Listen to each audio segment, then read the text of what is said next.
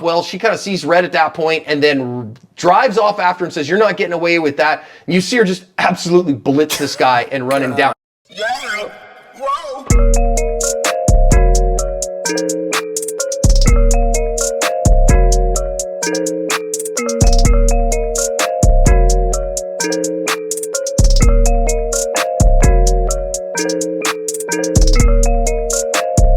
You Todd-Town family, what's the biz? Y'all already know what it is, man. Sending that positive energy to my Todd-Town family. Y'all know how I rock. If you haven't already, please hit that like, share, subscribe, and notification button so you can stay up to date with the latest and greatest content you don't want to miss. Tune in. Anywho, without further ado, welcome to Todd-Town. Today, we're going to see a very interesting use of a car. This deadly force, was it self-defense?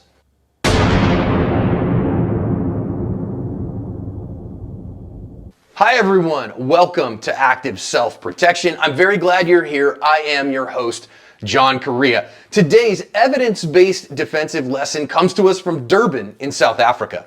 You can see the lady here in the little bitty car to the right is just about leaving the shopping center. These two guys just kind of pick her as a victim of opportunity, and they're gonna first try to carjack her. And so they're gonna open her car door, try to jerk her out of the car, but she's wearing her seatbelt. They can't get her out, so instead they decide to steal her purse. And then, okay, they're gonna run off. Well, she kind of sees red at that point and then drives off after and says, "You're not getting away with that." And you see her just absolutely blitz this guy and run him down. You can see right there at the bottom of the screen, there was a cop car who kind of chased everything down. Well, she did an interview. There was a whole bunch of hullabaloo about this, whether she was gonna be in trouble for running that guy over. That dude actually lived. He was pretty shook up and pretty beat up from it, but he didn't die of his injuries. So they transported him to the hospital, and he's facing a bunch of charges. She gave an interview to the media, and there is an update from the district attorney who said basically they are not going to charge her with anything. We got a lot of lessons to think about here, but I really hope that you come over to Active Self-Protection Extra and are watching John's Briefs every week, where we talk about legal and moral self-defense and how you stay out of trouble like this woman might be in. So just a normal day when she's kind of getting out of this, shopping center where they've got to have a gate or whatever. And of course, you guys know I'm going to say number one, lock your dang doors, man. Now, I think she probably had to have her window down in order to kind of use the ticketing thing to get out of this parking area. But I can't tell you enough. You got to lock your doors and pay attention to what's going on in your world, because had she seen these guys coming, she might not have rolled her window down, and that might have been a better choice for her to not have to deal with these guys coming in. And again, once they get the door open, now your biggest barrier to being taken out of your car has been used up and been abrogated. So please lock your doors, pay attention to your world. Now, they don't get her out of the car. Hallelujah on that. They do decide to steal her purse, which is heinous and wrong. And, these guys put the quarter in the jukebox so they get to dance to the tune. Facts. Now, I do want to note here this SUV that shows up and is trying to honk the horn and get rid of these guys. I think that's admirable. And I really want you to have a discussion with yourself and your loved ones about what your boundaries are for entering into third-party encounters. And the reason I want you to have this discussion ahead of time is because if you don't have it ahead of time, then you won't know how you're going to respond, and you won't know what your boundaries are, and you'll have to come up with them in the moment. Instead, having it ahead of time lets you know what the best solution is for you and what you're willing to get involved in. Some people are high responders, some people are low responders. Just really know who you are and what is good and best for you and for your family. Now, she is going to run off towards these guys. Okay, fine. But I also want to recognize here before we get there is look at our second guy who's next to that white car, and he's just immediately trying to carjack someone else. And this is where I say, lock your dang doors, right? They should not have access to your car. And when I get in the car, first thing we do when we talk about getting in the car to leave somewhere, let's go. First thing you do, lock your doors. That's literally the first thing you do so that you are not a victim of this kind of violence. Now, they do that and do a good job, and they're able to drive away. Now, of course, what we really got to think about here is she chased this guy down and hit him with her car. I want you to recognize this is a use of deadly force. She is taking an action, running him over with a car at some significant speed, put him over the hood, over the windshield and all that stuff. And that is a use of deadly force. It's highly likely to put him in the hospital, if not kill him. And so when do we use deadly force? We use deadly force to protect life. We use deadly force when we have no other option in order to stop an immediate deadly threat against us and ours.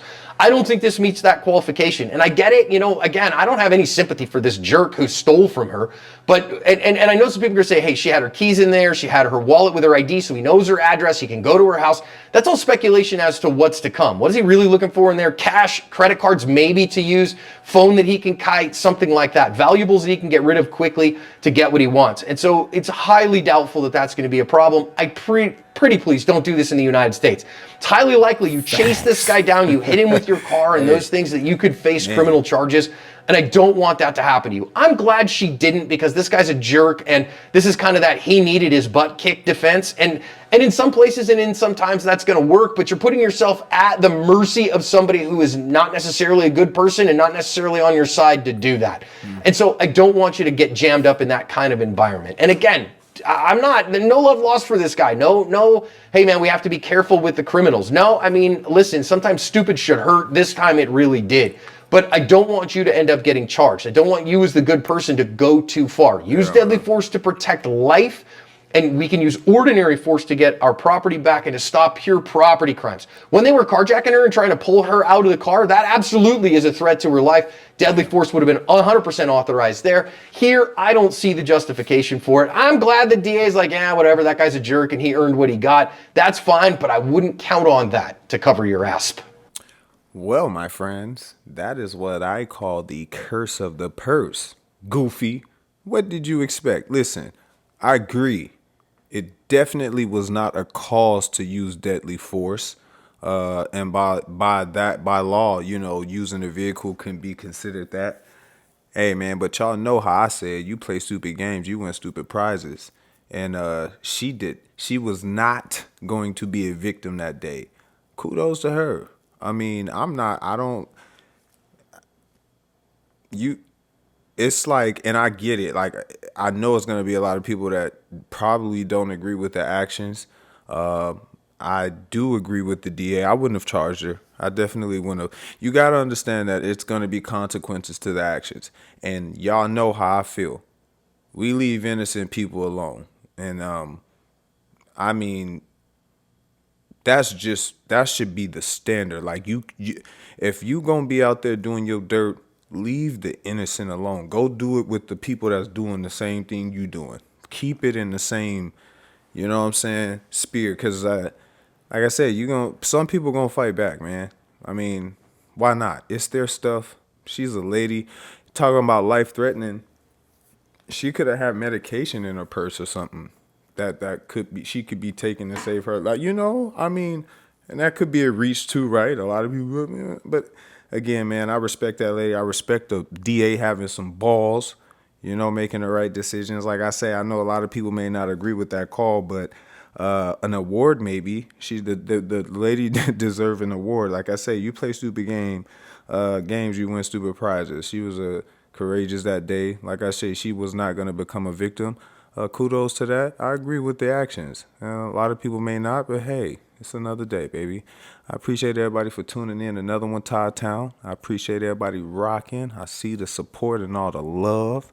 If you haven't already, please hit that like, share, subscribe, and notification button so you can stay up to date with the latest and greatest content. And as always, baby, I'm checking out. Peace. Yeah. Whoa.